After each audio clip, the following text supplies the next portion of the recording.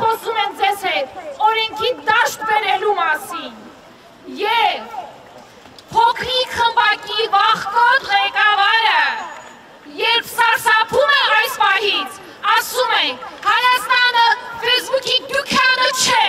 Հայաստանը, որ դուք ուզում եք վերածել ապօրինության, այստեղ ժողովրդավարությունը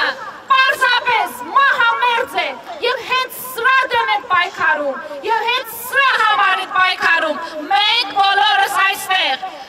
ազատություն, ազատություն, ազատություն, ազատություն, ազատություն, ազատություն,